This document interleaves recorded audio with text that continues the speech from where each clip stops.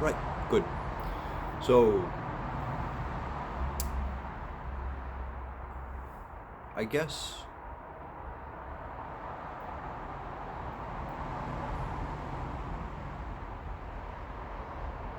today I'd like to share my thoughts on what's happening when we engage in the letting go process, something that was described by Dr. David Hawkins in his, let's call it analysis of the enlightenment process.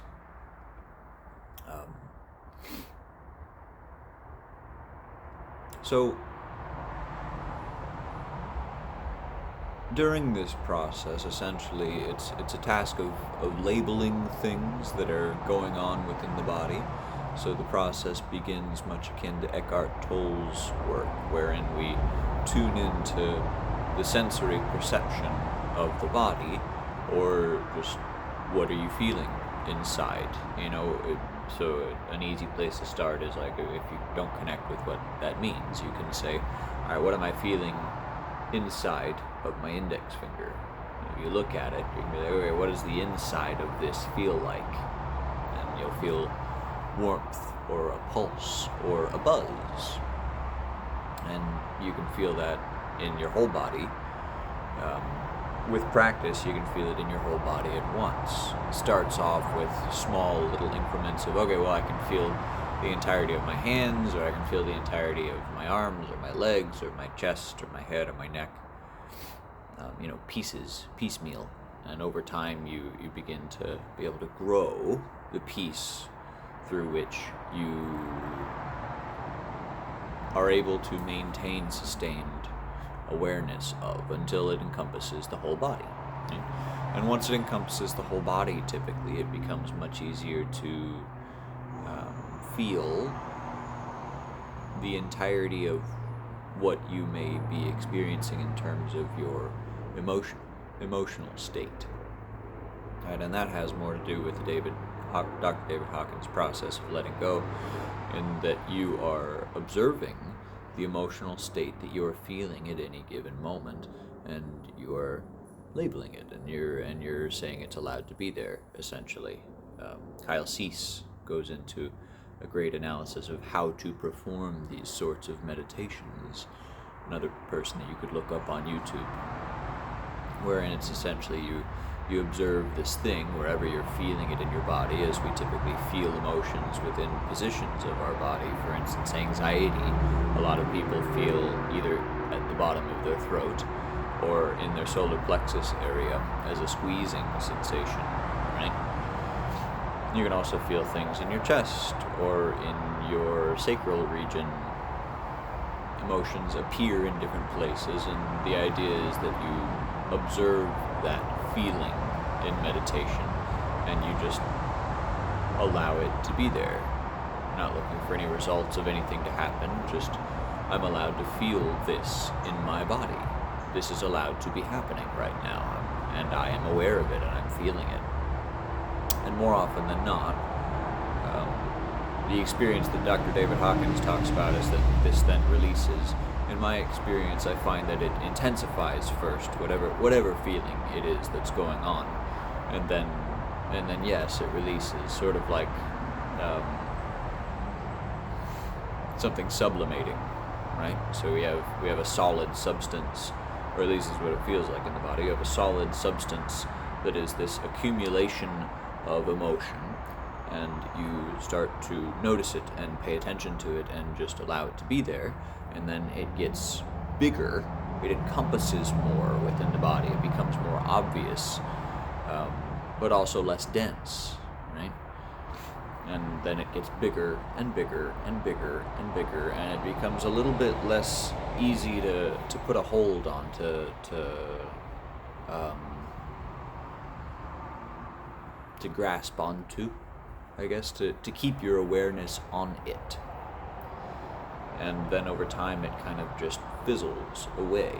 So it gets bigger and bigger and bigger, like a solid sublimating into a gas, and then the gas dispersing, right? That's the experience of it in the body. Neurologically, what I believe is going on is that you are bringing your conscious attention towards an area of sympathetic activation, right? So our nervous system is capable of both sympathetic and parasympathetic activity. Sympathetic activity being your fight or flight response, right? You're stressed out, you're running from a tiger, essentially, right? I'm sure that we've all heard of the concept that your body doesn't know the difference between large amounts of stress and small amounts of stress. It's all just stress to the nervous system. So getting chased by a tiger feels the same as sitting in your car yelling at the traffic around you, right? So that's an example of sympathetic activity. Another example of sympathetic activity is heightened emotional response, like anger or sadness from a previous trauma that you've experienced in your life. And trauma can mean anything, right? It can mean a true horrible physical event in which your body received trauma. It can mean emotional abuse or neglect, or it can mean something personal to you as well that wouldn't necessarily be something relevant to everyone, but in your experience it was recorded as something that felt intense and dramatic and too much to deal with, likely when you were a child, although it could be later than that, but likely when you were a child it was more than your child mind, more than your inexperienced nervous system could process in that moment in time, so you stored it within your body. That's the concept of it. This sympathetic switch, if you will, got flicked on, and how the sympathetic switch gets flicked off after it's been flicked on is that you go through the process of what's going on, right? Same as a gazelle getting chased by a lion, right? They go through the process of being chased by the lion and being terrified, and then if they escape, then they make their way back to the watering hole, and they've gone through the whole process of being chased by the lion. They've gone through the start and the end being, I got away. Now I can go back to the pool, and when they're back to the pool, they're back in parasympathetic, more of the rest and digest tone of their nervous system. But if we don't go through the start and the end of the process, whatever that process is for you, is it fear? Is it anger? Is it most of the time it boils down to fear or sadness about something.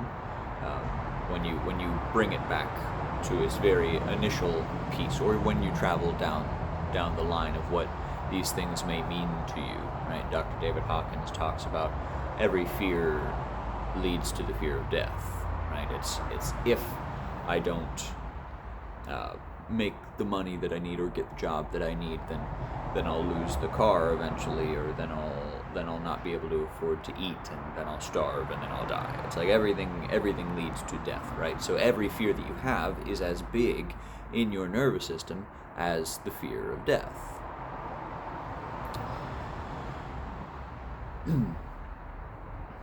Point being, when you are performing this process of letting go, you are looking at something that was started a long time ago, a sympathetic process being chased by the lion that was started a long time ago, that you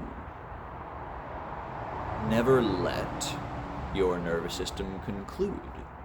You never let that process finish, likely because it was overwhelming. It was more than you felt you could handle at the time.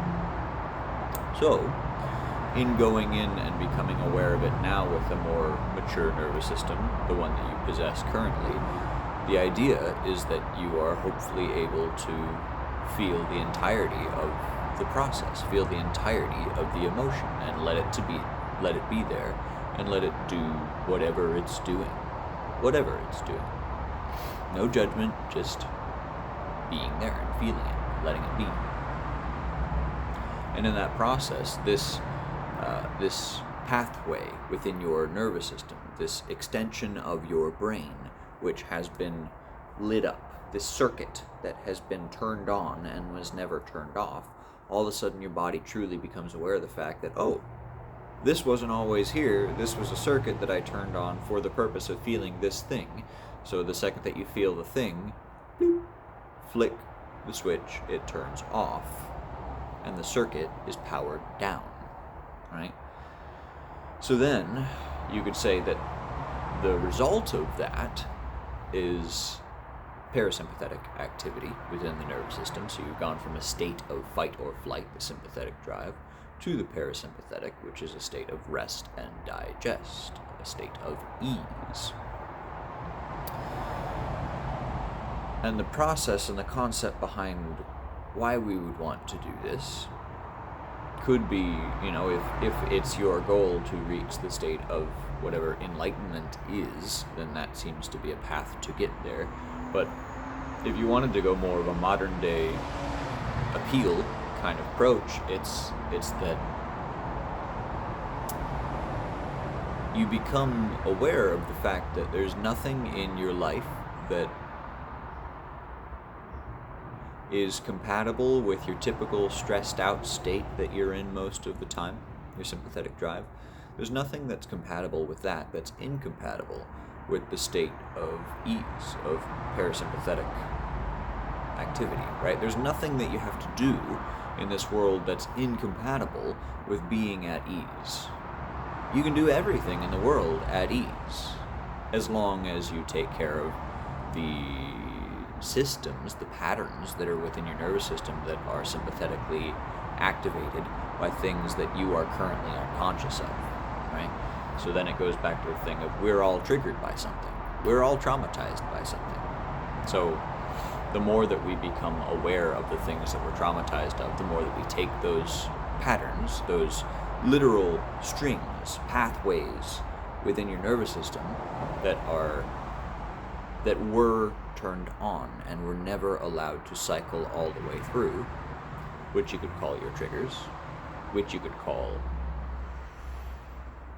your trauma. You could call it a bunch of things, but realistically it's just turned on pathways that were never allowed to be turned off. The more that we become aware of them, the more that they become turned off permanently, because once you become aware of it, it no longer has a power over your decision-making process. You realize that it's not you, and you don't need to do the things that it says that you need to do. It doesn't need to impact your decision-making process nearly as much, unless it's a really, truly pertinent thing. But most of the time, our decision-making process is influenced by these sympathetically activated lines of the nervous system, and it's not particularly relevant. It's just what we're used to experiencing in our bodies. We're used to the state of consciousness that we're in that is more stressed out most of the time. We're used to acting from a trigger. We're used to acting from a traumatized state. We're used to reacting more than responding, right? And the more that you turn off those things, the more that you realize, oh, my body just naturally isn't reacting as much. I have no choice but to be more present, if you want to call it that. But the truth is that through this process, you're practicing being aware of your body, and the more that you're aware of your body, the less that your mind goes in circles, and the less that it means when it does, right? A lot of the thoughts that we have in our day are unproductive, and the more that you bring your awareness into your body, and through letting go, you're naturally doing that, the less that you identify with all of the thoughts, right? The more productive your time gets, realistically, because you start to disidentify from a lot of the thoughts that go on, because you're more identified with being in the body. You're more identified with your attention being in the body than you are with your attention being on the thoughts that are running through the mind. Not all of which are relevant, the majority of which are irrelevant. So then, your unconscious attention becomes focused on this process that you are taking conscious, attentive time to enact upon. And this is later on in the game. This is more like, let's say you've done the letting go technique an hour a day for 90 days straight. Then you've begun to create a new unconscious process within your nervous system through which your body, your mind, your nervous system now strives to bring its awareness within the body rather than to the mind where it has been, to the now, to the present would be another way to put that. Because everything that is relevant to you that you can do anything about is in the present moment, right? It's not in the mind, which looks to the past or to the future, right? So it changes your perceptual lens of reality through making your daily state one of less sympathetic engagement. It doesn't mean that you aren't, capable of feeling sympathetic engagement during certain activities during the day. It just means that you're not unnecessarily within this state, right? Because there is the process of hormesis being positively utilized stress that's good for the nervous system. It makes it stronger, right? Because you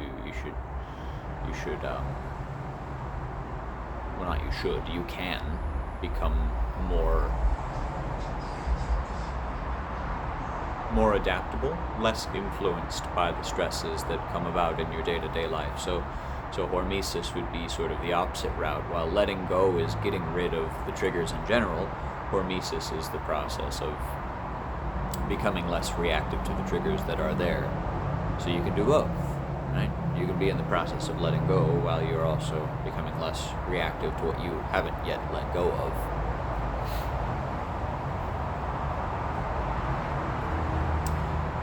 And through combining these things,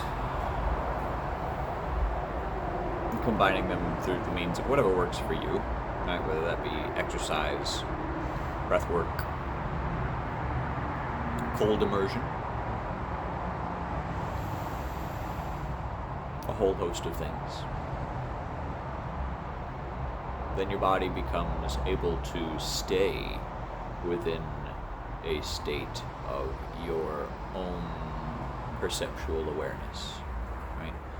You become less triggered by things, certainly, but you also become more aware of when you are experiencing a trigger within your body, and then you become less reactive to the things that you're feeling in your body because you realize that they are only meaningful through the perception that you have of this old trauma that you haven't let go of in your body yet, right? So it's a dual process, or you have the capability of working with a dual process of becoming stronger against the triggers as well as letting go of the triggers entirely.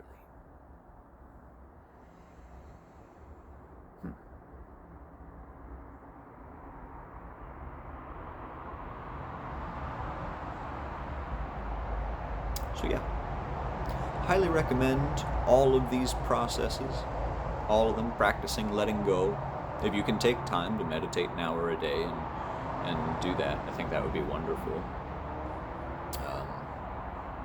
You can study Dr. David Hawkins' work and see if there's a process that works easily for you, or if you'd like a little bit of help with that, then I would also recommend looking into Kyle Cease's meditations as well as his talks on YouTube. He has a lot of, let's call them self-improvement tools, but they're all oriented towards this sort of thing. He goes about it from a more mystical standpoint sometimes, but to be fair, that's the easiest way to describe it to people as well. It's also quite the easy way to receive what's happening in your body when someone's speaking in terms of emotions rather than the science of what's going on, right? Because you're not feeling the science of what's going on. You're feeling the emotions as they happen right now and your response to those emotions, right? You're not feeling the science of all this that's going on. And by doing that, you kind of detach from the emotion that you're feeling. So it's not the best way to go about it. Right?